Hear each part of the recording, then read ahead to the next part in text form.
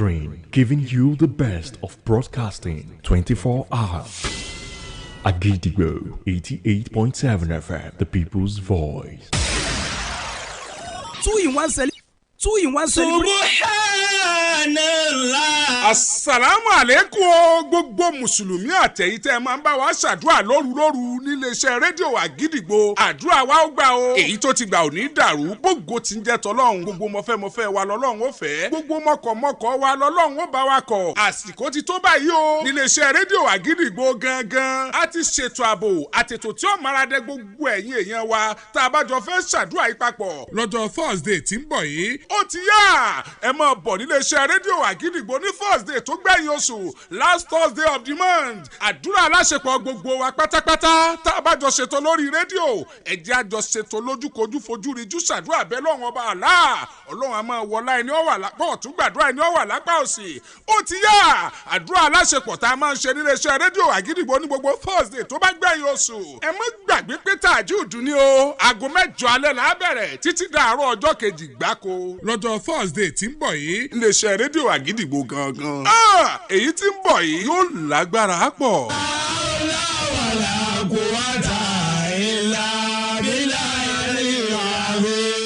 Two in one celebration níléeṣẹ́ rédíò Àgídìgbo 88.7 FM ẹ̀yin ọmọ October àti November ó yẹ ẹ̀dúnjájọ jójàgí ní yòdò l'Àgídìgbo.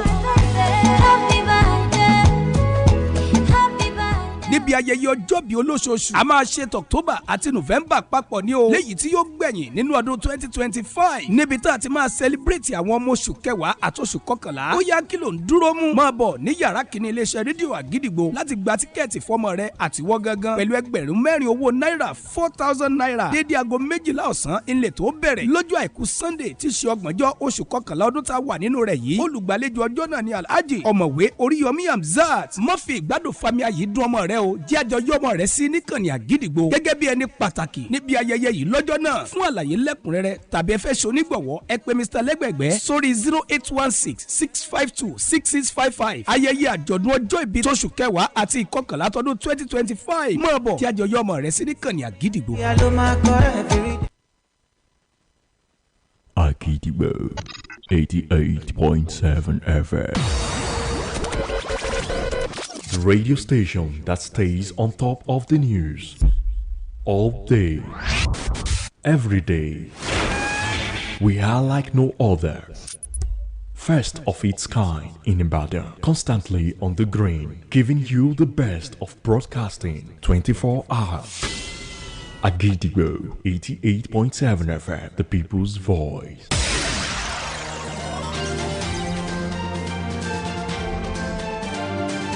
There's a lot to digest and a lot of voices to be heard. Stick to the frequency that amplifies these voices, stories and reports that make the difference. This is Àgídìgbo News, 88.7 FM.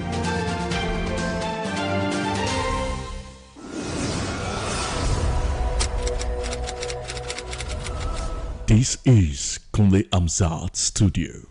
Àgídìgbo 88.7 FM. Welcome to News Around the World.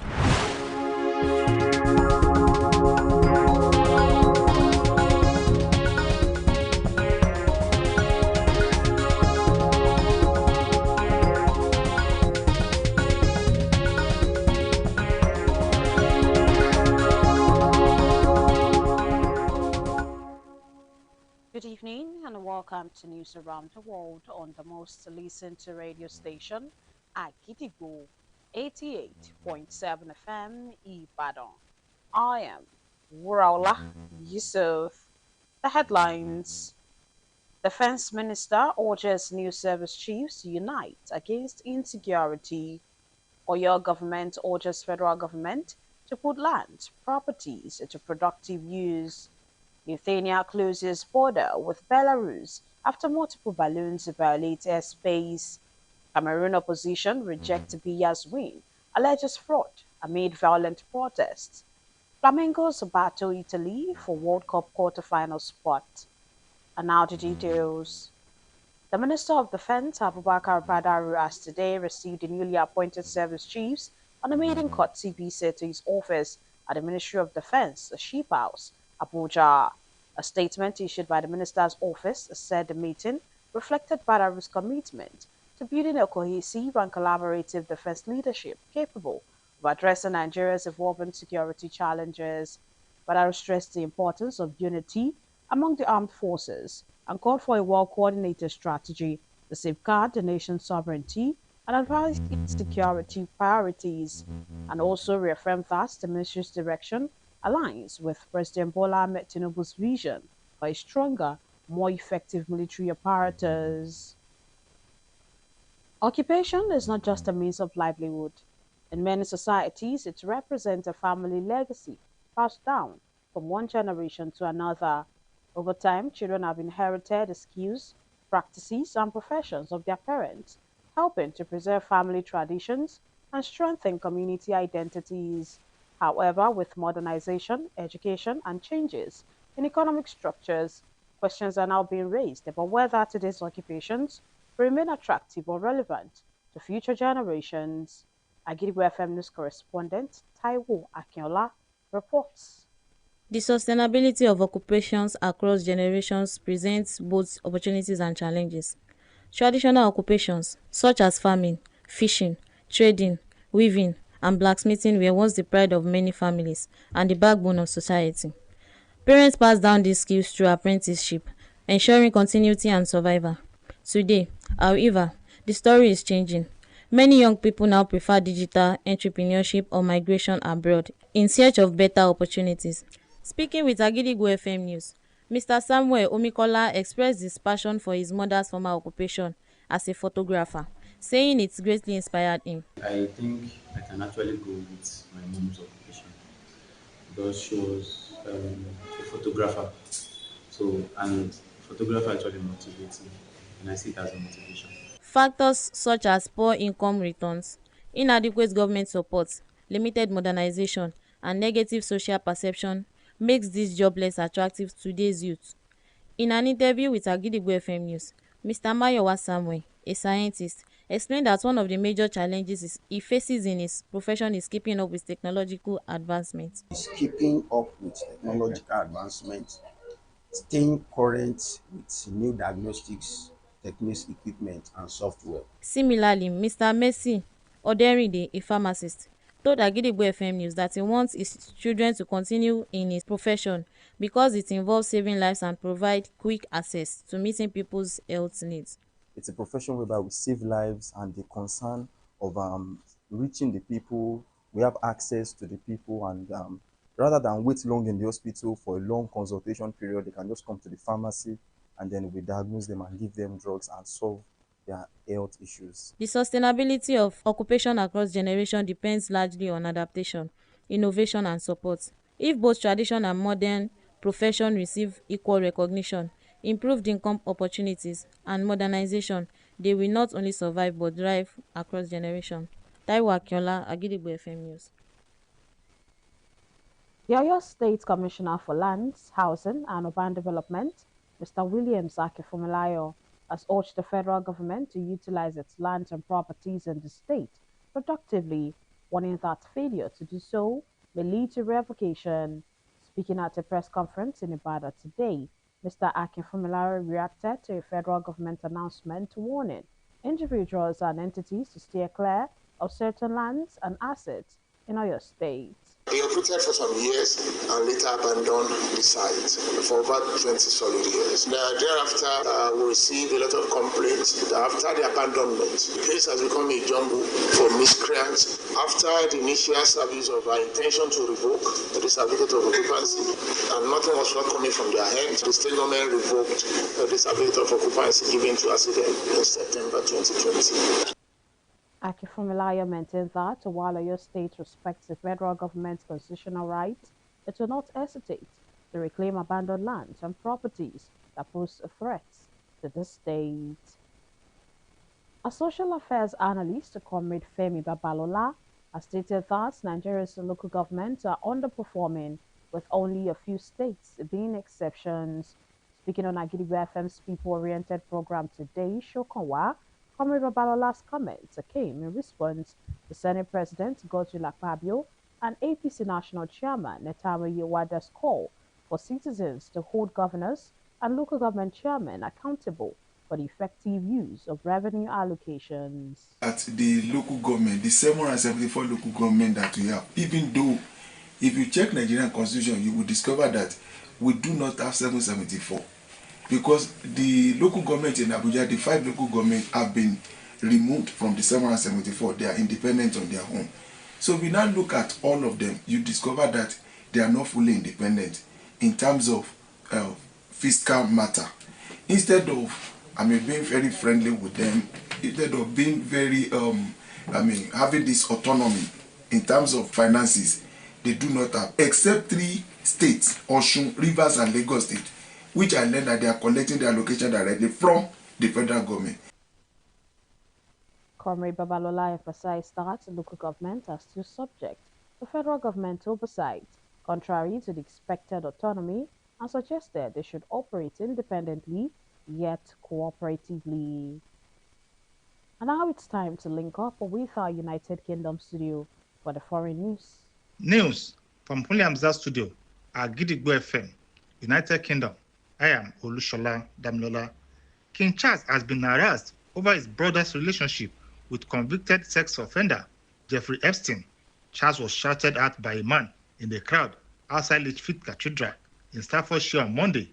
The protester, who was recording on the mobile phone, asked if King Charles instructed the police to cover up for his brother, although the king did not respond to the comment, which came as the monarchy faces increasing pressure to resolve the controversy surrounding the case.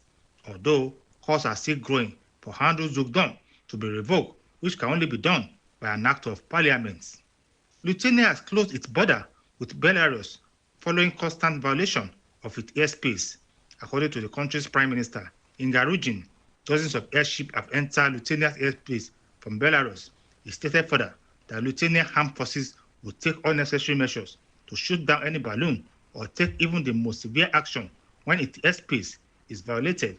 However, in response to the border closure, Belarus Foreign Ministry said it has handed Lithuania a note of protest over the move. And that ends the news from Puliamza studio at Gidigbo FM, United Kingdom. I am Olusola Damilola. Welcome back.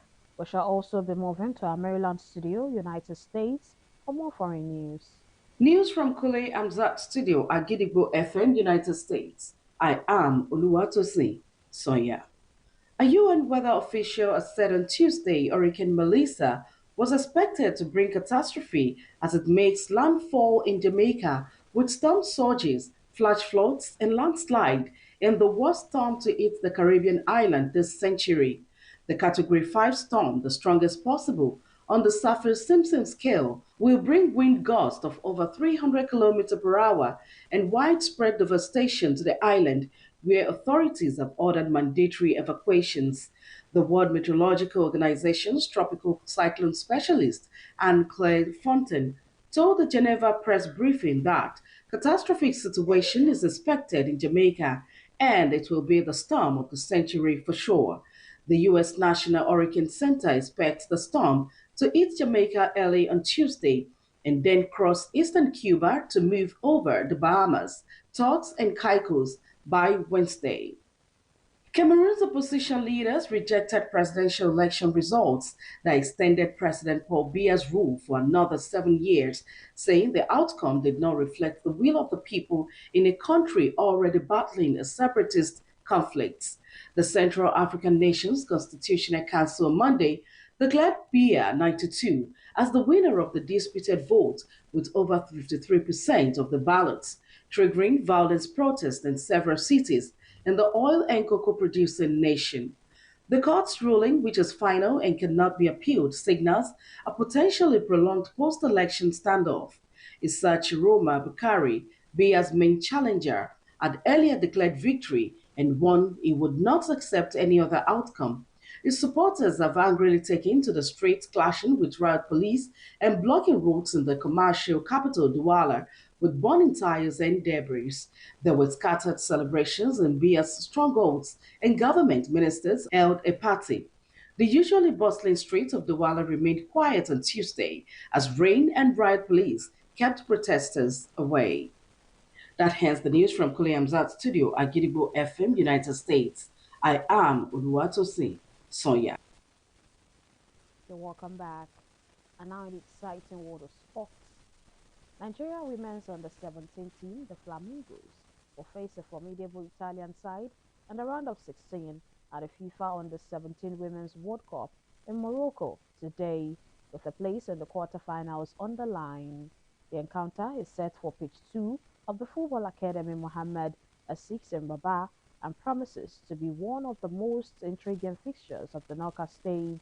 This will be the first ever meeting between the two nations at this level. Italy, who have been one of the tournament's most impressive teams, qualified as Group A leaders after a flawless run of the 3 straight victories, a thrilling 4-3 win over Brazil, a 3-1 triumph over host Morocco, and a convincing 3-0 victory over Costa Rica.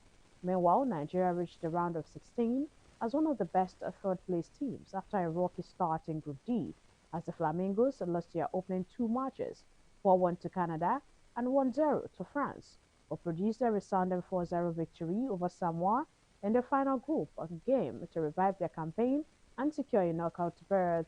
Reflecting on the team's journey so far, the Lumen admitted that early defeats were painful, but said the squad had learned vital lessons, and kickoff is scheduled for 8 p.m. Nigerian time, with the winner progressing to the quarterfinals to face the winner between Paraguay and Mexico. To wrap up the news this evening, here is a recap of the headlines.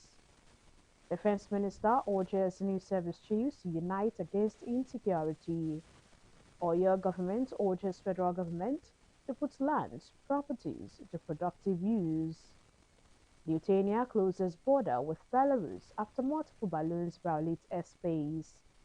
Cameroon opposition rejects Biya's win, alleges fraud amid violent protests. Flamingos battle Italy for World Cup quarterfinal spots. And before we go this evening, here is a quick tip. If you want to achieve greatness, stop asking for permission. Finally, we have come to the end of the news around the world on the most listened to radio station at Gidigbo 88.7 FM Ibadan. I am Wurola Yusuff. Thank you for listening. Good evening. News is information, and information is power. At Agidigbo 88.7 FM, we bring the news from top to bottom. The Oyo State government has said the over 1.5 million out of school children. We give you reports from Oyo State. The Oyo State House of Assembly has called for